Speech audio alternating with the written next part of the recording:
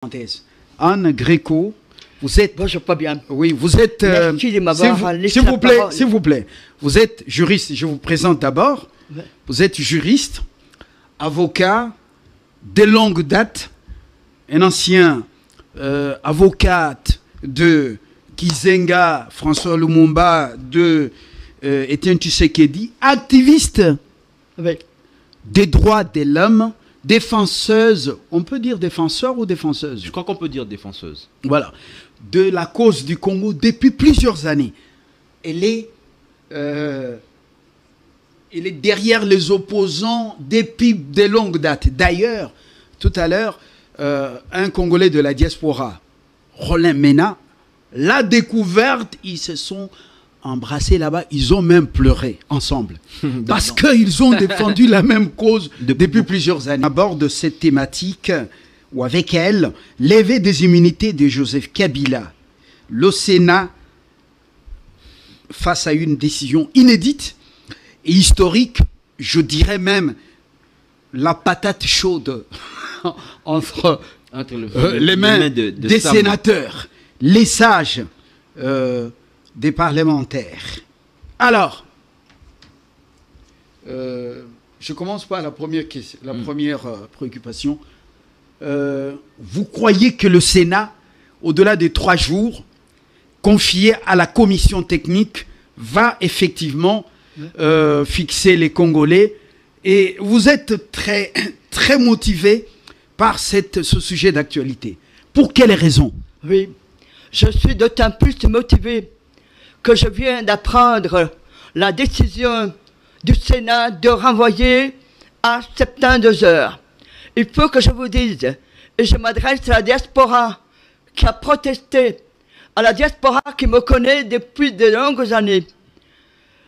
En 2001, en janvier 2001, le professeur Hubert Mukendi, qui était le directeur de cabinet de Laurent Désiré Kabila, a voulu absolument me rencontrer. Nous nous sommes vus à Bruxelles et il m'a donné les éléments suivants que je vous demande de bien enregistrer.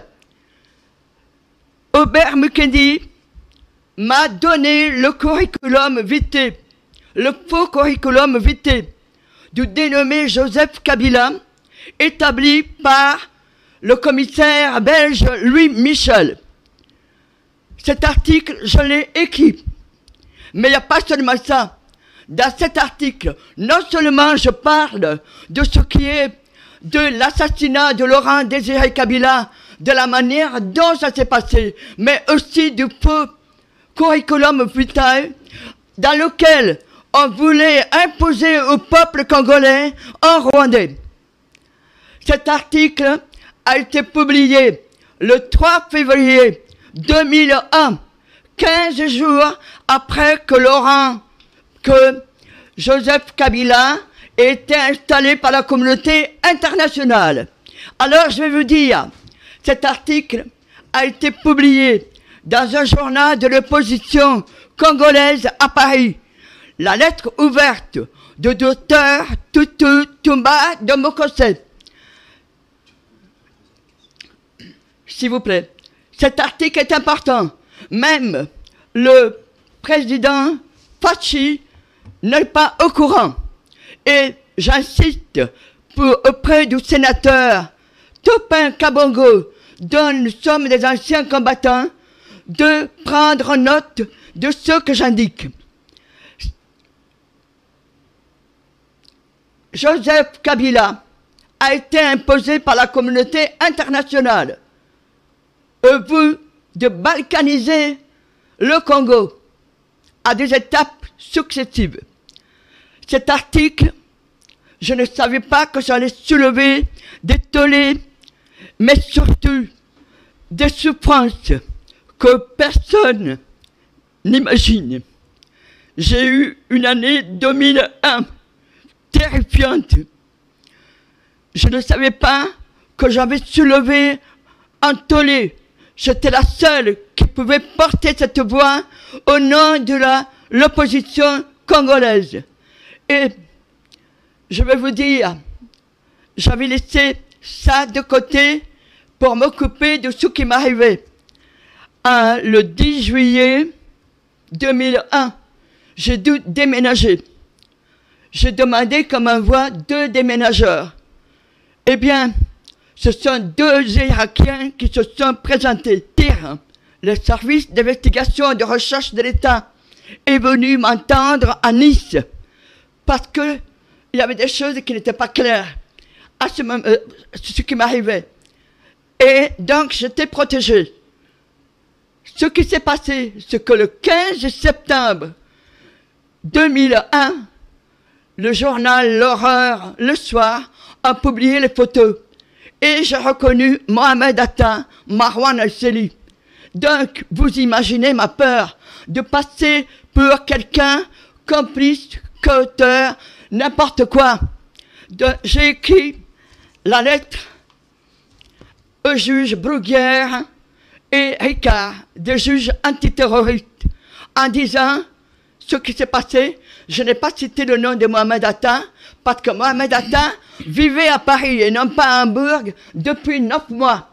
Et il avait une liaison avec Civil Abordette. Civil Abordette porte le même nom que le trafiquant d'armes de Kouchner, condamné au Liban. Donc, lorsque j'étais entendu, j'ai donné cette lettre à mon bâtonnier, j'ai donné cette lettre à un ami Lavacherie, journaliste, qui est le fils d'Aaron Tarzieff, volcanologue. J'ai donné cette lettre à mon bâtonnier, Henri Ader, père son âme, qui lui, prenant ça, a dit, mon Dieu, le dire, l'écrire est une chose, le vivre est autre chose. J'étais donc entendu le 19 septembre 2001 par l'antiterrorisme. Et ce qui m'a choqué, c'est qu'on me demandait comment ils étaient habillés. Alors que la première des choses que je fais quand quelqu'un m'approche, c'est d'examiner l'éthique qui me permette de le repérer, pas comme il est habillé. Donc, à partir de ce moment-là, j'ai fui Paris en 2001. Même lors des avocats ne savaient pas où j'étais et ils me cherchaient. Donc, je me suis mise à l'abri puisqu'on ne pouvait pas assurer ma sécurité. Ma sécurité parce que j'avais dénoncé le faux curriculum V1 et celui qu'il avait fait sur Joseph Kabila, Louis Michel. J'insiste là-dessus. Mais je vais y aller plus loin. Lorsque j'ai vu Étienne Tshisekedi se battre en 2011, j'ai dit je ne peux pas rester comme ça. Et je suis revenu. À partir de ce moment-là, j'étais de nouveau dans le rôle de celle qui accompagne l'opposition. Et je vais vous dire quelque chose. Étienne Tshisekedi n'a jamais usurpé son élection. Et c'est François Hollande qui a replacé Joseph Kabila au sein de l'État qu'est-ce congolais. Qu'ils doivent retenir au Mais Sénat? je voudrais, Fabien, que nous invoquons, qu'est-ce qu'ils doivent puisque retenir? j'appelle le Sénat à prendre connaissance. J'ai les documents. Je suis prête à rencontrer les services congolais. Ici, vous êtes dans quel pays, dans quelle ville? Je suis prête à rencontrer les services congolais pour leur donner tous les documents qui sont à ma disposition. Ce que je voudrais vous dire, c'est que Étienne Tshisekedi n'a jamais usurpé son élection. Et les 5 ans qui se sont prolongés jusqu'en 2019, j'étais toujours en train d'intervenir pour sauver ceux qui étaient des ennuis, comme le bâtonnier Jean-Claude Mouyambo, comme Qu'est-ce que les sénateurs, parce qu'ils sont devant une Eugène Diomidongala. Ils sont devant je ne dis pas ça une pour me mettre en valeur. Historique. C'était pour vous dire que ça a été un combat. Et maintenant, le Sénat doit se plonger sur la réalité de ce que nous avons vécu depuis 2001. C'est essentiel pour le peuple congolais. Je voulais aussi ajouter que dans cette intervention d'aujourd'hui, Fabien, je vous demande qu'on puisse parler de Vital Kamerhe et qu'on puisse parler s'il vous plaît, de faut pas faire l'amalgame. Faut pas faire l'amalgame. Faites pas non, l'amalgame. ce n'est pas une amalgame. Voilà. C'est une logique. C'est pas faire l'amalgame. Maintenant, présentement, les sénateurs ont un travail à faire. 72 heures. Il faut lever les immunités d'un sénateur à vie, ancien président de la République. Oui. Alors, cette décision, elle n'a jamais été prise. C'est une première dans l'histoire de ce pays. Je demande aux sénateurs de garder leur sang-froid et de ne jamais oublier le Congo, le peuple congolais. Ne vous laissez pas acheter. L'argent, il va et vient. Ce n'est pas ça la motivation. La motivation, c'est ce que nous allons faire plus tard, ce que nous faisons au présent. S'il vous plaît, n'oubliez jamais ce que je viens de vous dire. J'ai dénoncé, j'ai écrit cet article et vous pouvez en avoir accès en janvier 2001. Jade. Une petite question. En ce moment, le camp Kabila, parce qu'il en a un encore, c'est vrai que son parti a des comptes à rendre à notre justice. Le camp Kabila parle d'affabulation. Et pour eux, toutes ces poursuites contre leur chef ne va qu'embraser cette paix qui est déjà fragile. Est-ce que vous pensez qu'en ce moment, lever les immunités de Joseph Kabila ne doit remettre la poudre dans le feu? Parce que vous ne savez pas une chose. Pendant les 13 mois que je suis à Kinshasa, j'ai établi l'organigramme. Comment tous les hommes politiques ont été payés. Tous les hommes politiques. Il ne fallait pas qu'il y ait d'opposition. Et c'était Maga Chouchou. Maga Chouchou, c'est le beau-père de Mata Tampogne. La question qu'il a posée. Le camp Kabila dit la poursuite, la levée des immunités de Kabila par le Sénat, ça ne va pas résoudre le problème. Au contraire, ça va amener le pays encore dans les conflits inutiles parce que est-ce que c'est le moment de lever les immunités? C'est quand même un ancien président de la République. Est-ce que c'est le moment? Un imposteur. On peut beau dire comme le peuple congolais ne pouvait pas élire. On a tué à balles réelles sur le peuple qui manifestait. On ne peut pas parler de quelqu'un qui usurpe la nationalité, l'identité et qui se présente aux élections. C'est une imposture. Maître Anne, l'usurpation de l'ancienne nationalité, c'est une manche de problème. Ça n'est pas un président. Pour le moment, il lui est le chef d'accusation. Selon le chercheur d'infraction militaire par excellence, l'organe de la loi dans la justice militaire, c'est l'auditeur général près la cour militaire. Il lui reproche une complicité avec les agresseurs. Avec les agresseurs du Congo. Maintenant, est-ce que c'est le moment?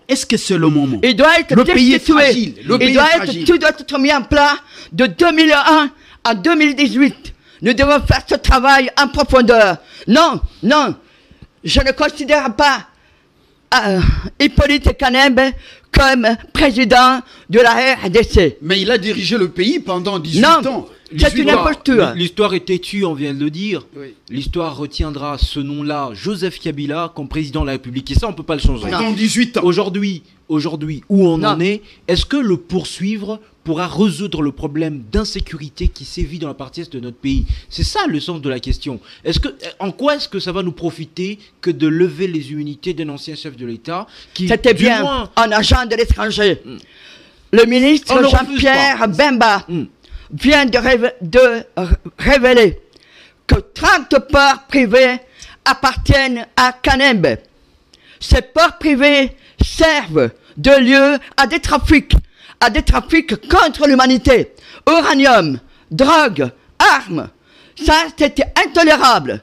Et ça, les sénateurs ne devaient pas le perdre de vue. C'est pas dans le chef d'accusation. On l'accuse pour complicité avec l'auditeur général. Il doit être cassé et les sénateurs doivent faire un travail en profondeur. C'est ce que le peuple congolais, c'est ce que nous attendons.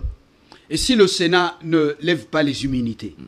Parce que ça reste une possibilité. Retenons cette hypothèse. Si le Sénat, la commission technique, pendant 3 jours, fait son travail et la plénière n'élève pas, ils sont 107 ou 109 109 sénateurs.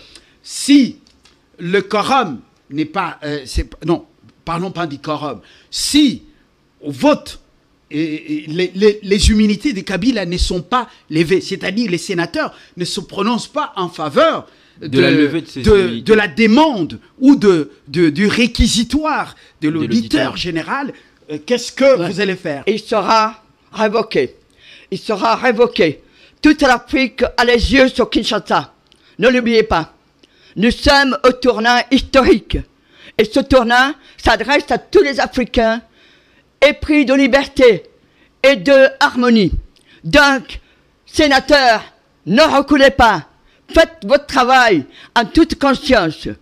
Ce que je voulais vous dire aussi, c'est que si je dis que les Congolais, les Africains sont en train de nous écouter, ce n'est pas une parole en l'air. Parce que je sais que ce qui se passe à Kinshasa est écouté, y compris par les médias. Et c'est pour ça que j'espère que ce que je viens de déclarer sera répercuté dans les médias nationaux et internationaux. J'apporterai la preuve que depuis 2001, on nous a imposé un faux Congolais avec un faux patronyme. Et c'est la communauté internationale. C'est une forme de néocolonialisme. Il ne faut pas se moucher le visage. Dernière Très question, bien. on aimerait que vous répondiez, Maître Anne, vous avez le prénom de ma mère et ça me fait énormément plaisir de vous appeler par Ah ce ouais, ça prénom. tombe bien. Est-ce que lever les immunités de Joseph Kabila résoudrait le problème d'insécurité dans notre pays? Est-ce que lever les immunités des Kabila sénateurs à vie, ça va résoudre quel problème sur le plan sécuritaire? Kagame pourrait Mais bien se sûr. servir d'une autre Mais personne. bien sûr, bien sûr. nous aurons, d'une autre personne. d'abord nous aurons l'aide des États-Unis, nous aurons l'aide des États Si aussi nous- africains. Si nous, le Sénat J'étais levait les immunités lors de de la Joseph chose Kabila, on a l'aide du Du Sénat 29 août américain. 1996 à l'intérieur de l'église Saint-Bernard. Donc, j'en appelle au président du Mali, au président du Burkina Faso, parce que c'était des travailleurs burkinabés et maliens, qui viennent nous aider, nous, et qui viennent aider le président Félix Tshisekedi. Nous avons besoin de votre aide. Si je vous le demande, ce n'est pas à la légère. Et ce sont des militaires. Prend une décision contraire, il sera à l'index, je dis bien à l'index du peuple congolais. Et ça, on ne s'en sortira pas comme ça. Merci. Donc Merci. c'est votre responsabilité, sénateur, de faire votre travail en profondeur, de savoir ce qui s'est passé depuis 2001 jusqu'à maintenant. Merci. Anne Gréco, malgré justement l'âge, son expérience, mais elle garde Son énergie. sa vigueur, plus même que les jeunes gens. Elle a encore de l'énergie à revendre. Je crois que ça sera mais félicitations pour. Mais Bon, les Anne, elles sont comme ça, elles sont très fortes. Ah voilà, je vois. Je peux vous le prouver. Mais il y a des noms qui ne trompent pas. Oui, oui. Cette Anne est très engagée pour la cause congolaise, plus que beaucoup de Congolais. Elle dit nous. Oui. Quand elle parle de Oui, nous, mais elle c'est y ça. comprise. Voilà. Donc, si moi j'ai déjà vu Anne pleurer pour la cause congolaise, c'était terrible. J'étais très affecté. Anne, que Dieu vous garde encore très longtemps sur la terre et que vous puissiez voir le bonheur du Congo et que les Congolais se réveillent et aiment leur pays. Sinon, c'est catastrophique. Hein. Le message que je lance aux étudiants, aux intellectuels, tous, de notre pays, d'ici ou d'ailleurs à la diaspora, c'est de comprendre que le patriotisme, c'est une vertu. Nous sommes les enfants de cette patrie qu'on appelle la République démocratique du Congo. Nous avons l'obligation de l'aimer et nous avons, par conséquent, l'obligation de la défendre. Ça ne sert à rien de trahir. Si vous trahissez la mère patrie, vous serez apatride, vous serez des esclaves. Alors il faut choisir aujourd'hui, accepter d'être esclaves des étrangers qui vont commander votre pays, qui vont vous détruire, ou faire le choix de rester compatriote, de rester debout derrière votre armée pour dire non à la trahison, pour dire non à la complicité avec l'ennemi, pour dire non aux infiltrations, pour dire non au sentiment de haine.